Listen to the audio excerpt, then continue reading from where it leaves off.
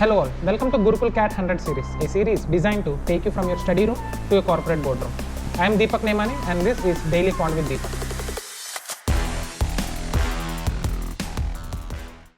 Hi all, welcome back to day 80 of 100 days to CAT Quant series. In this video, we will be discussing 5 questions from quantitative aptitude. So whenever a question is displayed on the screen, pause the video, try solving that question. Once you are done solving, you can resume the video. If you find this video helpful, like the video, share this video with your friends who are preparing for CAT, and most importantly, for more videos of this kind, subscribe to this channel. In case if you want to attempt these 5 questions in the form of a test, you can sign up in our portal, thegurukul.org.in. The link is provided in the description below. Now, once you enroll, you will get an access to a course called 100 Days Race to CAT, in which there will be 3 sections: Quant, LRD, and VRs. We will be uploading 100 tests in each section. So if you're a serious CAT 25 aspirant, you cannot afford missing this test. And these tests are absolutely for free. And without any further delay, let's get started with the first question. Now coming to the first question, which of the following numbers is divisible by 3 power 10 plus 2? Now let me consider 3 power 10 to be A and 2 as B. Right. Now what expression will be divisible by A plus B? Right. So any expression in the form of A power n plus B power n will be divisible by A plus B when n is odd. And any expression in the form of A power n minus B power n will be divisible by A plus B when n is even. Now you need to check if we have any expression in the form of A power n plus B power n or A power n minus B power n in the options. Right. Now we have 3 power 20 plus 4. Now how do we get 3 power 20? If I consider A as 3 power 10, so this is 3 power 10 whole square plus 2 whole square. Right. Now this is in the form of A square plus B square. Now is A square plus B square divisible by A plus B? No. Right. So A power n plus B power n will be divisible by A plus B when n is odd. Here n is even. Right. So you can eliminate option A. Now option B. Now we have 3 power 30, which is nothing but 3 power 10 whole power 3 plus. Now you have 2 here. Now this is nothing but A cube plus B. Right. Is A cube plus B a multiple of A plus B? No. Eliminate this. Now 3 power 20 A square. Eliminate this. Now coming to option D. Now we have 3 power 30, which is nothing but 3 power 10 whole power 3 plus I can write 8 as 2 power 3. Now this is nothing but A cube plus B cube. So we know that A cube plus B cube is divisible by A plus B. Hence the answer for this question should be option D. Now coming to the second question.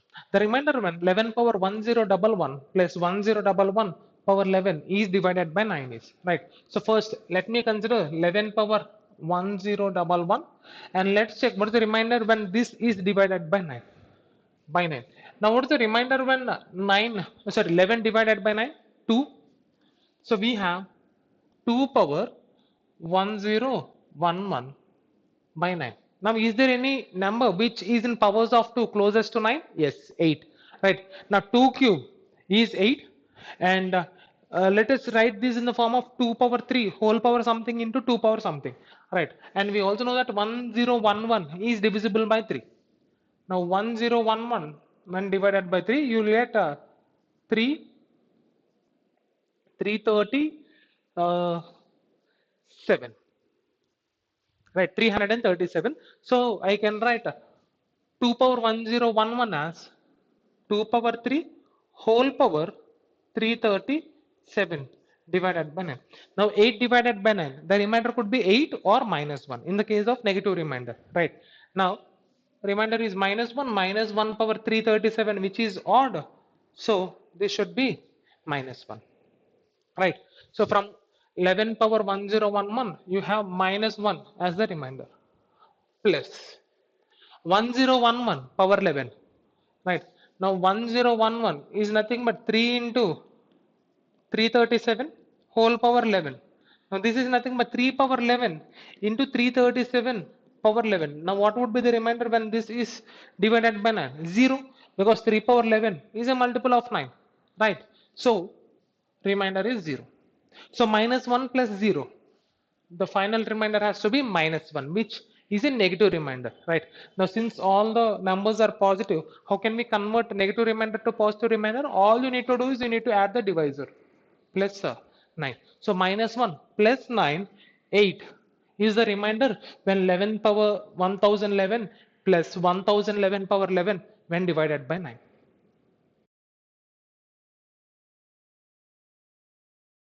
Now coming to the third question, English exam and math exam were conducted separately for a class of 120 students. The number of students who did not appear for the English exam is twice the number of students who did not appear for math exam. The number of students who passed the math exam is twice the number of students who appeared but failed the English exam. And if the number of students who passed the English exam is twice the number of students who appeared but failed the math exam, then the number of students who appeared but failed the English exam is, right? So we have two exams, English, math, right? And we have students who did not appear, right? And who appeared, who failed, who appeared and failed, appeared and passed, right? Now we have total of 120 students, right? Now the number of students who did not appear for English exam is twice the number of students who did not appear for math exam, right? So if I consider X students did not appear for math exam, the number of students who did not appear for English exam would be double this, so 2x. Right. Now, out of 120, if 2x students did not appear, then I can say 120 minus 2x students would have appeared for English exam, and also 120 minus x students would have appeared for maths exam. Right. Then what? The number of students who passed the math exam is twice the number of students who appeared but failed the English exam. Right. So failed, let this be F, right? Then the number of students who passed the math exam is twice the number of students who appeared but failed in English exam. Then 2F students would have passed a math exam. Right. Now, out of 120 minus 2x, if F students had failed, the total number of students who appeared and passed English exam would be 120 minus 2x minus F. Similarly, from 120 minus X students, if 2F students had passed, so the number of students who had failed math exam would be 120 minus X minus 2F, right? Then what? If the number of students who passed English exam, so 120 minus 2X minus F is twice the number of students who appeared but failed the math exam, is twice 120 minus X minus 2F. Right. Then what was asked? Then the number of students who appeared but failed English exam is. So we are asked to find the value of F. Right. So 120 minus 2x minus F is equal to 240 minus 2x minus 4F. Now I can cancel minus 2x on both sides.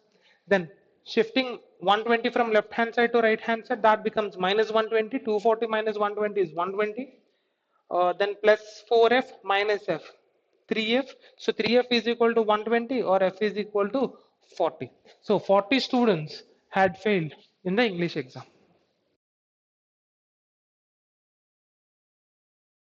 Now coming to the fourth question. In a room, there are n persons whose average height is 160 centimeters. Now if m more persons whose average height is 172 centimeters enter the room, then the average height of all the persons in the room becomes 164. Then m is to n is. Now, if you know how to use allegations, right? So this is a question from allegations, weighted averages. Allegations is applications of weighted averages, right? So if you know how to use allegations, you could solve this question in less than a minute, right? Now, 160, 172, and the average has become 164.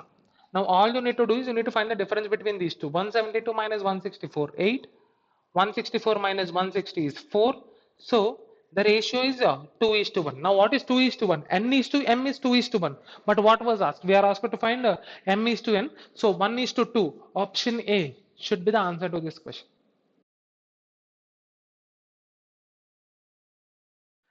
Now coming to the fifth question.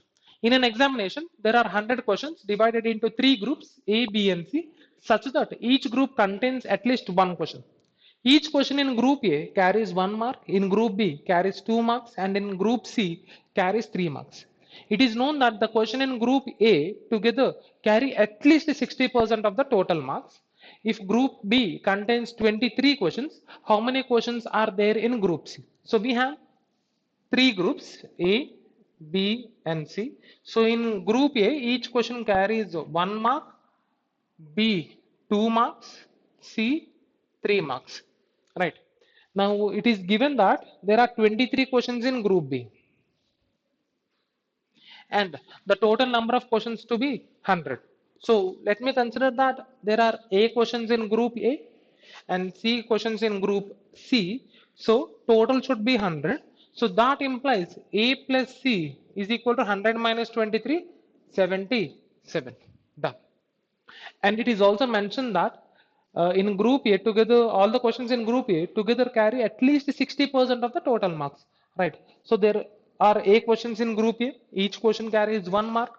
So A questions will carry A marks. 23 questions, each question 2 marks. So total weightage or total marks would be 46. C questions each carry 3 marks.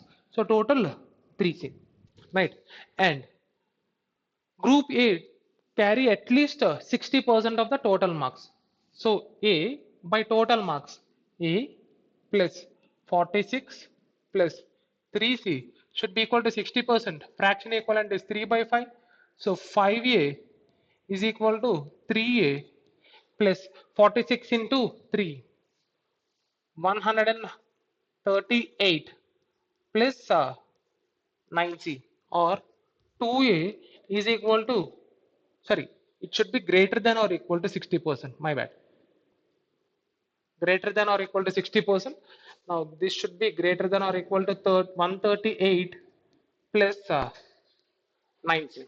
And at the same time, A plus C should be equal to 77, or A should be greater than or equal to 138 by 2, 69 plus 4.5 C. Right. Now, what is the minimum value of C? Minimum value of C could be 0. Right. Now, if C is 0, now, okay, how many questions are there in group C? Is it mentioned that each group contains at least one question? Yes. Right. In that case, the minimum value of C is 1. If the minimum value of C is 1, so A will be 76. A's value will be 76. Now 69 plus 4.5, 73.5. Perfect. Right. Now this inequality is satisfied when the value of C is 1. Right. Now let me consider the value of C as 2. If the value of C is 2, the value of A is 75. Right. Now 4.5 into 2 is 9. 9 plus 69, 78. Right. Now this is not valid. So this is not valid for any value of C greater than or equal to 2. Right. So you have only one possible value for C, which is 1. Hence option A should be the answer to this question. Hope you enjoyed learning from today's session. This series is designed to help you with your CAT preparation and practice daily. We are with you in this journey. To watch the next video, click here. And to watch Gurukul's CAT 100 series, study room to boardroom, the entire playlist, click here. If you learned from today's session, like, share, and subscribe.